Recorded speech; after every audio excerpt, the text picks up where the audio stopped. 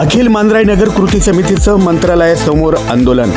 अनेक वर्षांपासून मांजरी येथे राहणाऱ्या झोपडपट्टीधारकांना प्रॉपर्टी कार्ड देण्याची मागणी। मांजरी ग्रामपंचायतीचे माजी सरपंच तथा भाजपा नेते शिवराज घुले यांच्याकडून या आंदोलनाची दखल। मोर्चाला पाठिंबा आणि थेट महसूल मंत्री चंद्रशेखर बावनकुळे यांच्याकडे मांडली झोपडपट्टी वासियांची कैफियत। काही दिवसापूर्वीच महसूल मंत्री चंद्रशेखर बावनकुळे यांनी 2011 पूर्वीपासून जे लोक सरकारी जागेवर राहतात त्यांना कायमस्वरूपी त्यांच्या घराची रजिस्ट्री केवळ 1000 रुपयात करून देऊन त्यांना प्रॉपर्टी कार्ड देणार असल्याबाबतची घोषणा केली होती। याचाच विचार करून मांजरी येथील अखिल मांजराई नगर कृती समितीच्या वतीनं समिती अध्यक्ष राजेंद्र साळवे यांच्या नेतृत्वाखाली या मागणीसाठी विधानसभेच्या पावसाळी अधिवेशनाच्या पार्श्वभूमीवर मुंबई मंत्रालयावर मोर्चा काढण्यात आला। या मोर्चाची मांजरी ग्रामपंचायतीचे माजी सरपंच शिवराज घुले यांनी दखल घेतल्याचं दिसून आलं। माजी सरपंच शिवराज घुले यांनी आपल्या सरपंच पदाच्या कार्यकाळात येथील रहिवाशांच्या घराच्या नोंदी करून त्यांना 8चे उतारे दिले होते। पुढे मांजरी गाव महापालिकेत समाविष्ट झालं, त्यामुळं पुढे महापालिकेच्या निवडणुका लागल्या। या निवडणुकांमध्येही त्यांनी झोपडपट्टीधारकांना जाहीरपणे सांगितलं होतं की तुम्हाला 8चे उतारे आम्ही दिले, यापुढे तुमचं घराचे प्रॉपर्टी कार्डही आम्हीच देऊ। शिवराज घुले हे पुणे महापालिका निवडणुकीत अल्पमताने पराभूत झाले, तरीही झोपडपट्टीधारकांना दिलेला शब्द पाळत त्यांनी अखिल मांजराई नगर नागरी कृती समितीच्या आंदोलनाची दखल घेत या मोर्चाला भेट दिली आणि शिष्टमंडळासह झोपडपट्टीवासियांची कैफियत थेट महसूल मंत्री चंद्रशेखर बावनकुळे यांच्यासमोर मांडली। परिसरातील झोपडपट्टीवासियांनी माजी सरपंच शिवराज घुले यांचं आभार मानले। यानिमित्त आम्ही माजी सरपंच शिवराज घुले यांची प्रतिक्रिया जाणून घेतली। नमस्कार। काय सांगायला आपण?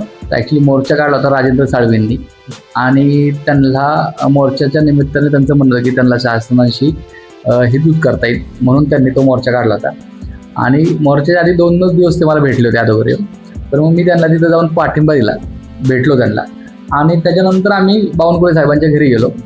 बावनकुळे साहेबांच्या घरी जाऊन त्यांना मी तिथं निवेदन दिलं।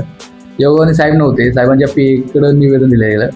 आणि दुसऱ्या दिवशी साहेब नेमके पुण्यात असल्यामुळे आम्ही पुण्यात साहेबांना भेटलो। आमची मागणी जी आहे राजेंद्र साळवे माझ्याबरोबर होते, ती मागणी मी दिली साहेबांना।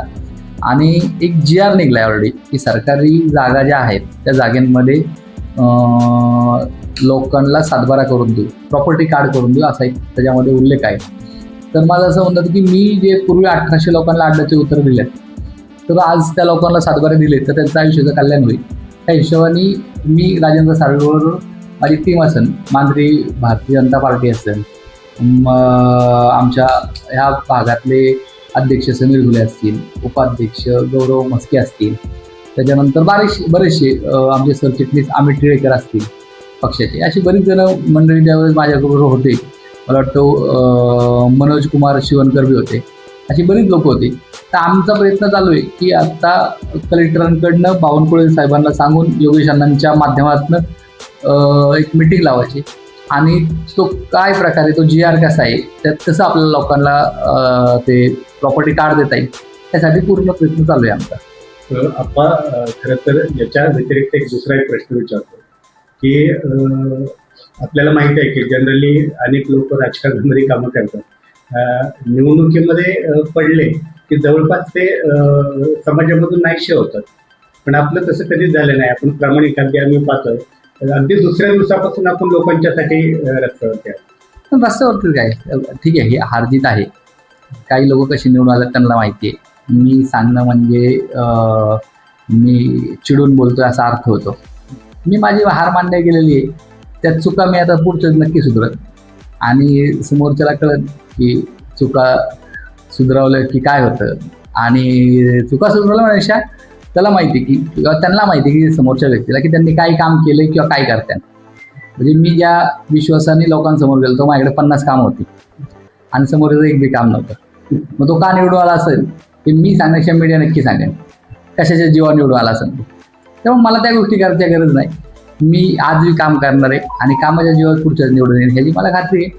आणि लोकांना मला आज देवाच्या देवाने माझी परिस्थिती खूप चांगली इकॉनॉमिकल, मला लोकांचे चांगले आशीर्वाद हवेत आणि आशीर्वादासाठी मी काम करत राहणार आहे. आणि हा माझा एक मानसिक विचार आहे की आपण चांगलं केलं तर 100% आज ना उद्या त्याचे चांगले इफेक्ट येणार होते. 100% माझं वैयक्तिक मत आहे, त्यामुळे काही विषय नाही.